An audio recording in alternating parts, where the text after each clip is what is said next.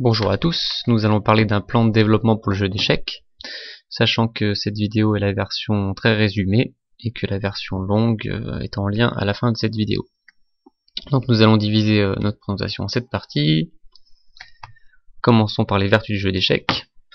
Donc beaucoup de listes existent à propos de ce sujet. Les vertus du jeu d'échecs ne sont plus à démontrer.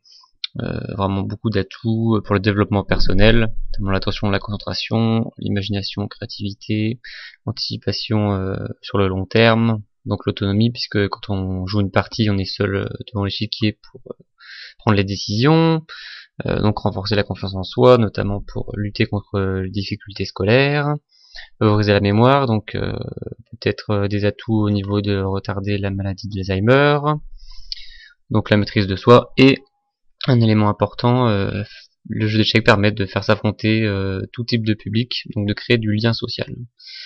Donc par exemple des rencontres intergénérationnelles, donc le jeu d'échecs permet vraiment de rassembler autour du jeu tous les types de personnes, tous les âges. Donc il est clair que le jeu d'échecs est bénéfique pour beaucoup de publics différents.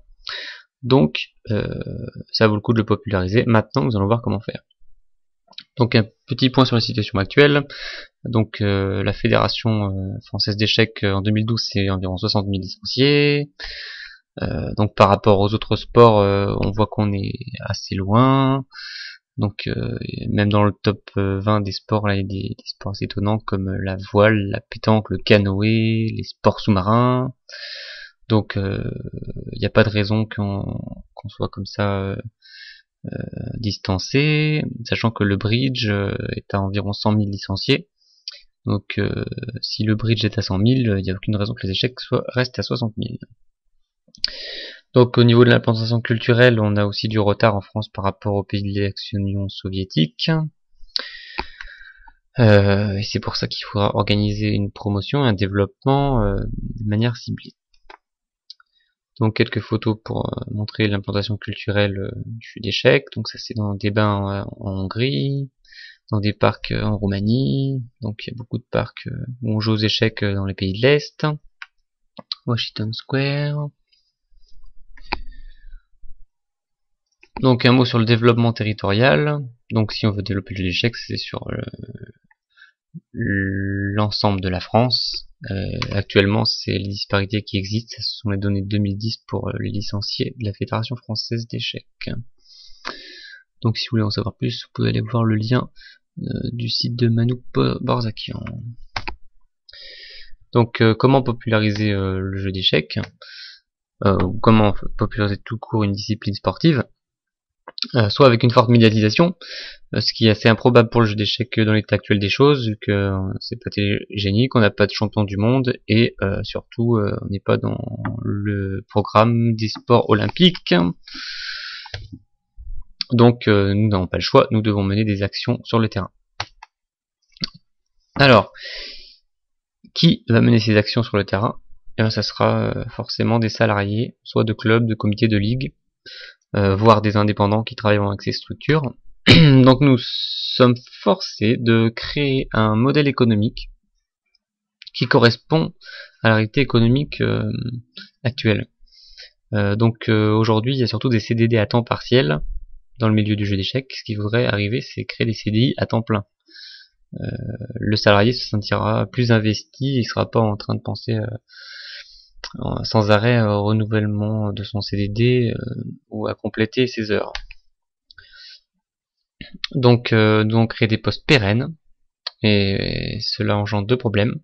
Premier, les moyens des clubs qui sont assez limités, donc nous devons trouver des sources de financement. Le second, c'est comment on fait pour remplir un emploi du temps à temps plein. Donc c'est les réponses à ces questions qui vont nous mener à créer notre modèle économique. Donc partie 6, l'intervenant en jeu d'échecs, c'est la grosse partie. Donc son agenda et sa formation. Donc l'agenda type aujourd'hui pour un intervenant en jeu d'échecs en France, c'est ça, c'est-à-dire des écoles entre midi et 2, 11h30, 13h30. Donc même si on en a tous les jours, ça fait 4 dans la semaine.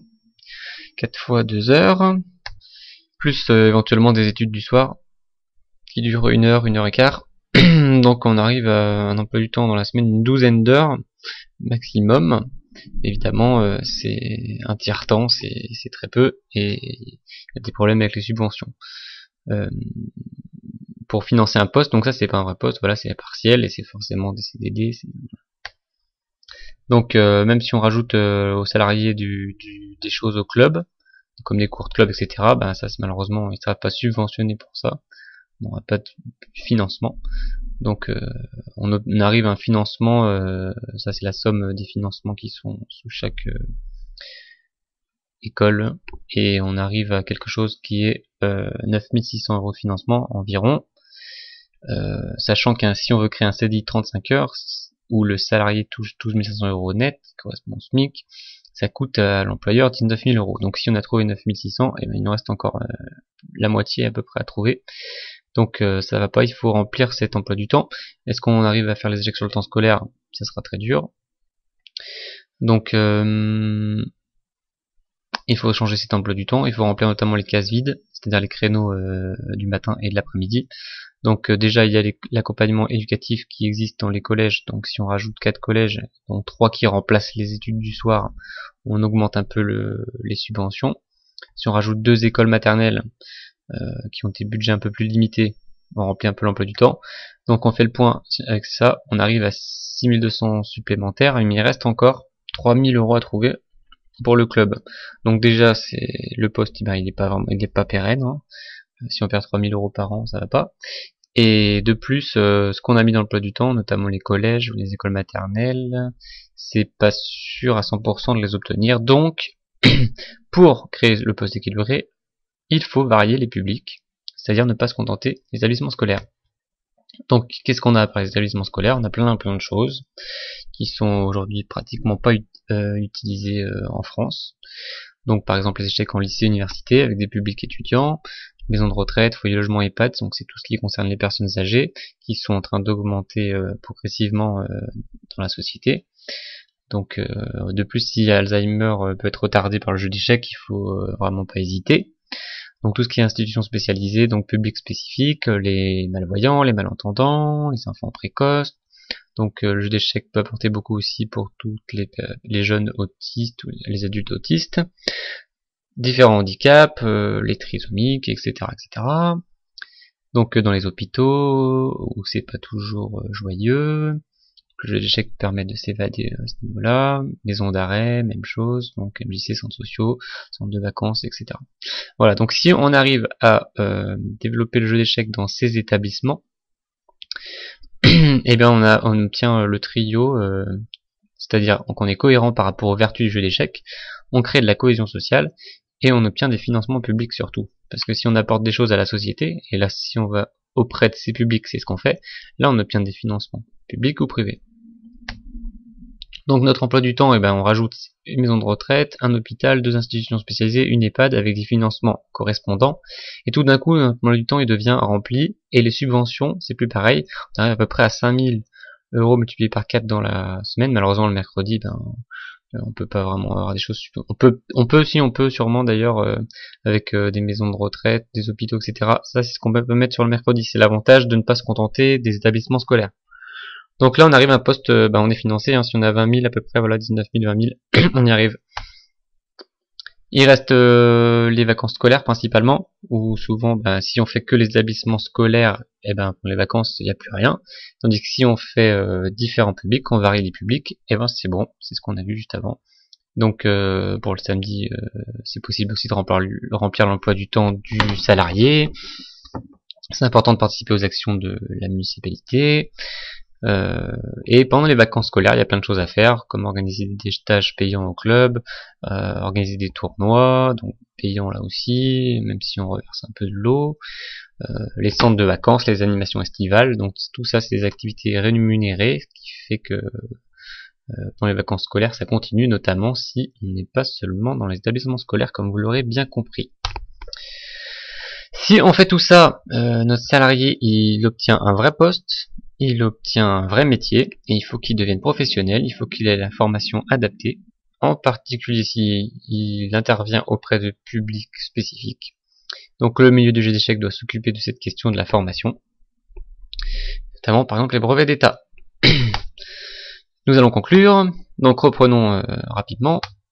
Nous avons vu les vertus du jeu d'échecs. Nous avons compris qu'il était intéressant de le populariser de par ses vertus.